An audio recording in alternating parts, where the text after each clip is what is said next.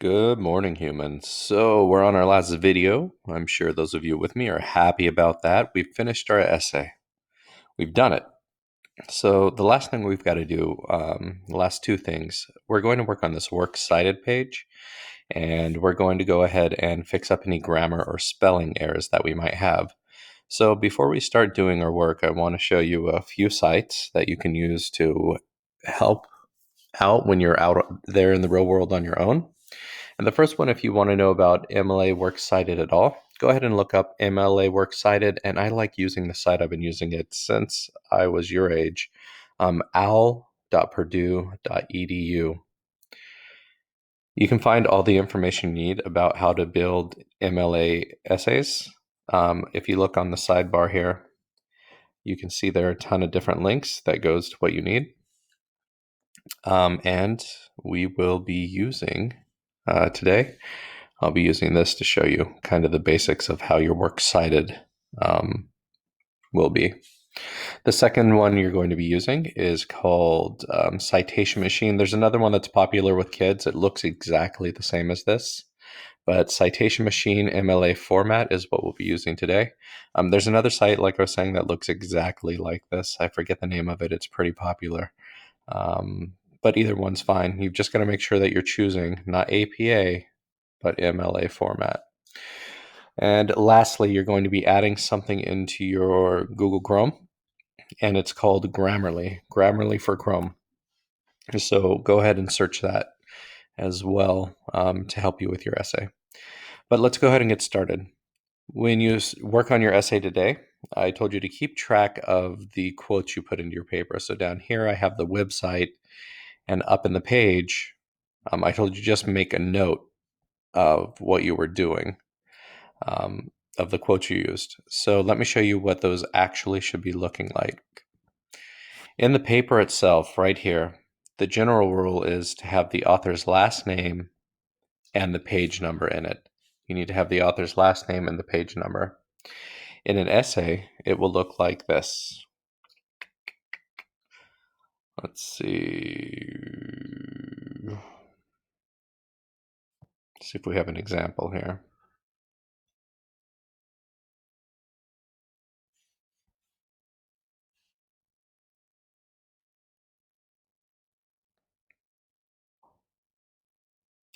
So in-text citations, that's what it's called. Within the text, you use a citation. Within a text, you use a quote. Well, in our essay, we used a quote, right? Here's the end of our quote, and it's in our text. So when you do that, there's a certain way to format it, and that's what we're looking at right now. In-text citations in general, you'll see here, the person used a quote. Sorry, I'm having trouble selecting this, so you're just going to have to look. The person used a quote starting right here. And then they just put the page number. In the parentheses, normally you will put the author's last name and the page number, but here, the person who wrote this essay used the person's last name already. So we already have the last name of the author there. So all they had to do was put the page number. But the general rule is in the parentheses, you have the author's last name and page number. That becomes untrue if you already mentioned the last name, or if you're using something like a website that doesn't have a page number. But you've got to have one of the two in there. It'll become complicated when we have a website because sometimes a website won't have an author's last name and sometimes the website will not have a page number. And if that's the case, then you have to put the title of the webpage that you're using or the people who published it. And I think we'll run into that when I show you the examples on my paper. All right, and second step is, so first step on nrdc.org, I need to go to that link and see who wrote it because I need the author's name and I need to see if we have page numbers.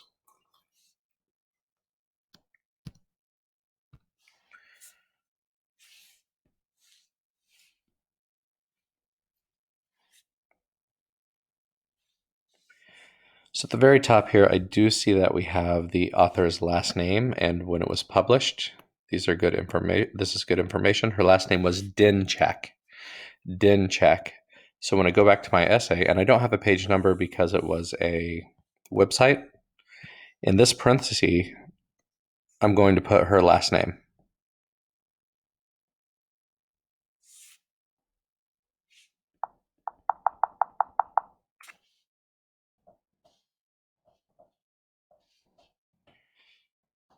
And that is it. That's what I do with my in-text citation, but for my works cited page, well, first I want to get him where he needs to be. This needs to be at the very, very top line. And I need to make sure that that line there stays centered. So we'll center that one. I'm going to give myself some space because now I'm going to change those links into the actual citation that we need to have. All right. And here we go. So I take that link, I go to the site, I copy the link exactly. And this is where APA Citation Machine comes in handy. So your Google search, again, will say Citation Machine MLA. And you want to go to the one that says Citation Machine MLA. You make sure that MLA is selected. You don't want Chicago. And all you need to do is pop it in here, pop in the URL, search websites, and you'll see it comes up. Fossil fuels, the dirty facts. I'm going to select that. What this website does is it takes all the information from the site and it puts it into the right type of organization you need. And there are a lot of rules for it. So you see you have the author's first name, you have the author's last name, you have the website it came from, you have the URL, and you have the date it was published. When we create the citation, it's going to look exactly like this, and this is what it needs to be.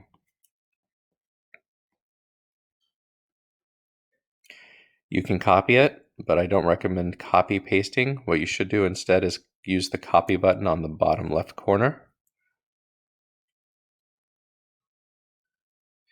And after you've got that copied, it goes right here.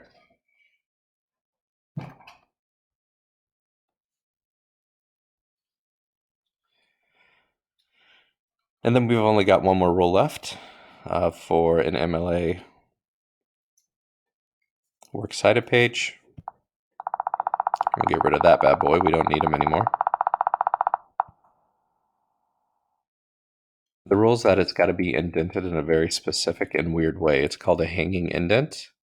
And it's different than when you hit tab on your paragraphs above. So the way you do this is you select everything underneath your works cited page, only that. And now you've got to look at these little blue arrow doohickeys at the top of your Chrome bar. It's very tiny. If you don't see it, you need to go to View and pull up your ruler. Show ruler. View, show ruler, okay? But the trick is, and it's going to be hard for me with my with the pen I'm using, but first you bring both those over by clicking the little arrow. Click and drag him 1/2 inch in. And now you have to click and drag just the top little bar on that, just the top bar, and drag it back. And what will happen now is you have what's called a hanging indent. You'll see right here, it indents the second line. Everything you have highlighted will do that. And then you're done. You have to do it for all of your citations, but that's it. So I would have to do it for this as well. And just to show you, we'll do it again really quickly. We want all of our citations to look like this. We go to the MLA website with Al Purdue and books. Again, when you have a quote from a book on the website, or on your works cited page, it'll have the author, then it'll have the title containers, version number, right? It has all this information that you have to have in specific order. But all of that changes when you use this. The biggest tip I can give you is when you're here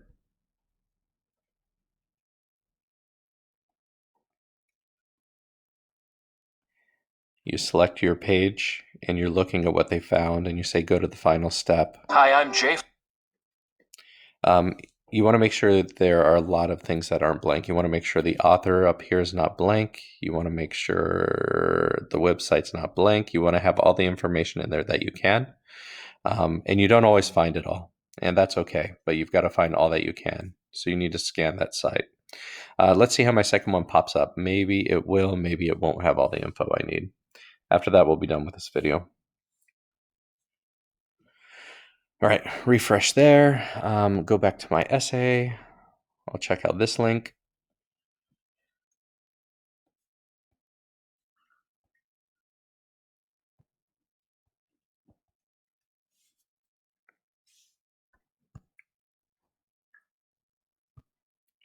Copy the URL. Actually, this is such a bad example. Let's go ahead and do it. The reason why this is a bad example is I used an article, a scholarly article, so it's not quite like a website. So I guess I will show you how to solve this problem. We're no longer looking at a website. Instead, what we're looking at is a journal. So we'll see if this site knows of the journal, and it'll help us cite that as well.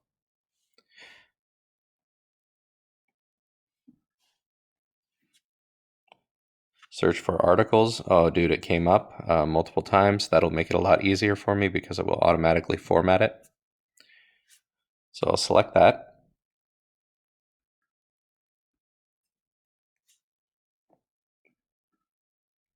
Oh, look, all the information's blank though.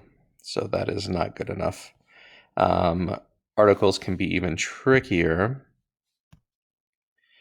And these are all things you'll have to do. I'm using a DOI. This is kind of an identifier for books, book numbers. It's a better way to copy things. Let's try this guy.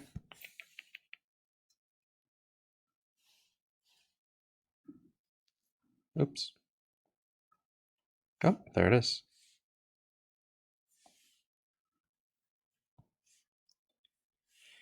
And now we've got our information. We have our author's first and last name. We don't have the date published. That's a problem. I need to go check it out. We only have 1998. I need to make sure that I don't have, that I might have the full date. I need the full date if it's available. We do have our volume and our issue number. Very good. We have the pages that the quote was from. And we don't need the URL for this because it's not just a website. We have the DOI, so it's all good. Let me see if I don't have J. Sheffield. I'm looking for the full date, September 1998. You can see that up here. So I need to put in that September, but it looks like that's as good of a date as I'm going to get for this article, and I do need to add that. That's going to be it. All right, and that was September. Create my citation. I guess I have to watch a video. You guys will have to do this too. Oh my goodness. Okay, guys. This is not a game or part-time in your uncle's shop, and it's bigger than any state championship. It's nothing like fireworks on the 4th of July, 2-a-days with your varsity football team, or the first time you stayed out all night. Out here, it's not where the sea takes you, but who it makes you. Get up to a $40,000 bonus when you start today.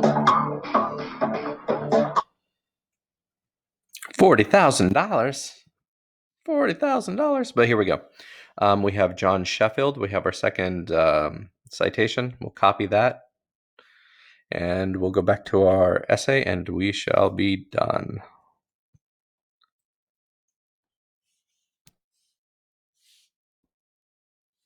You'll see it doesn't have the hanging indent that we want, so we need to fix that. His last name was Sheffield. So we need to go back to our end text citation up top and make sure we put that in there.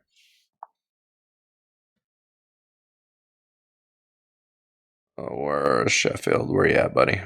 Where you at? And here it is. That's all you do, guys.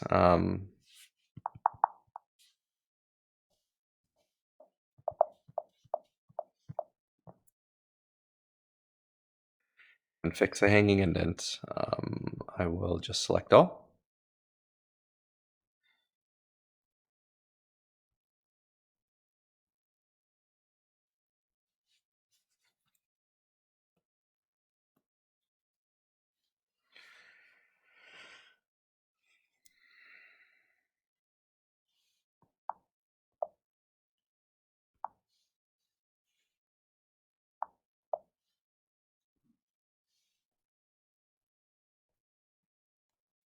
I'm having trouble using my tablet without the mouse, sorry. I selected all of this so that we could go through the process again.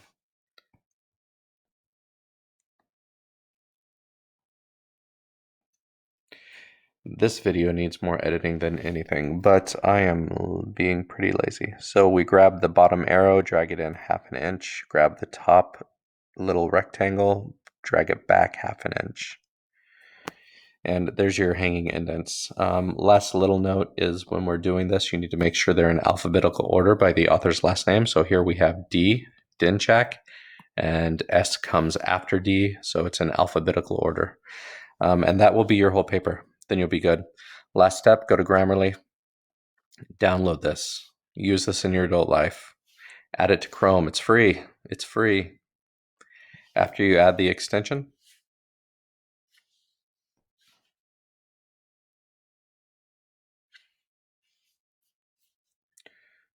use this extension by clicking that icon. You see the icon at the top right, the green little circle. It wants me to create an account. I'm going to avoid that if I can, but if I go to my paper, and I'm looking at my paper and I hit my Grammarly button, let's see what happens. So I've got to sign up. So I'll sign up with my work email, I guess.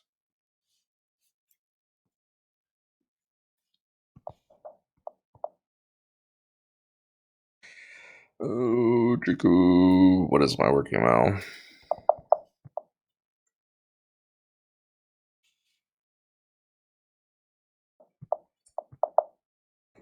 Vista.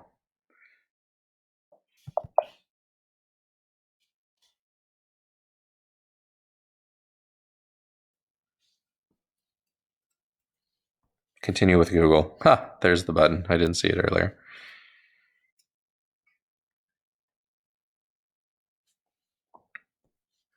My writing is for work. And I have beginner, intermediate, or advanced skills. Let's say I have beginner skills.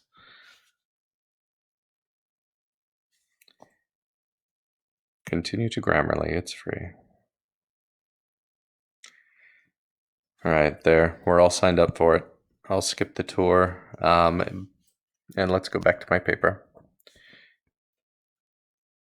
Hit my Grammarly. Turn it on.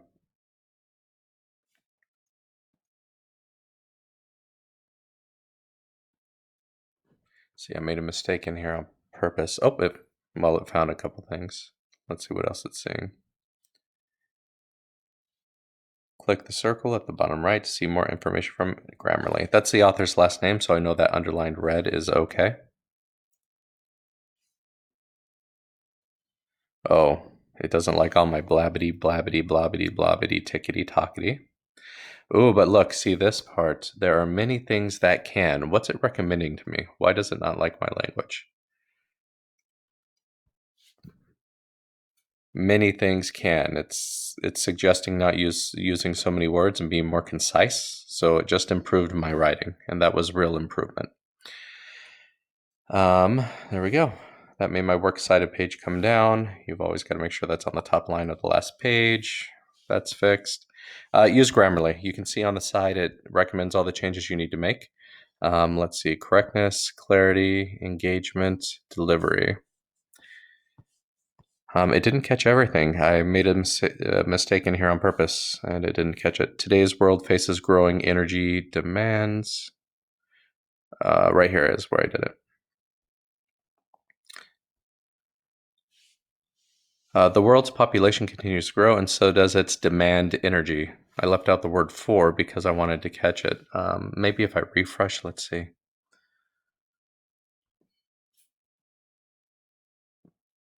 its demand energy. Actually, that makes sense. So it's not going to catch that because it makes sense if it's used as an adjective adverb. It's going to find a lot of your mistakes, and a lot of you can use this. Yeah, I didn't catch it. A lot of you can use that. Anyways, this has been a slow, long, drawn out video, but there were two things I want you to do. One, know how to do your MLA works cited. Use these sites. Site number one, if you're going to college, lock it in your head. It is called al.purdue.edu. Look at their MLA works cited page because it has all that information in the sidebar. You can link to what specifically you need. Citation machine. This will help you put together your works cited page in the correct formatting. Make sure you use that. Citation machine. And lastly, download Grammarly. It's going to fix the errors in your papers and make your papers a lot better. Do those things with your paper today. Submit it. Let me see what you get done. And how about we end this video? Sorry, guys, for the lame one. I should edit this. Oh my gosh, I'm probably not going to. Talk to you later. No Zoom today, so I won't see you today. Bye.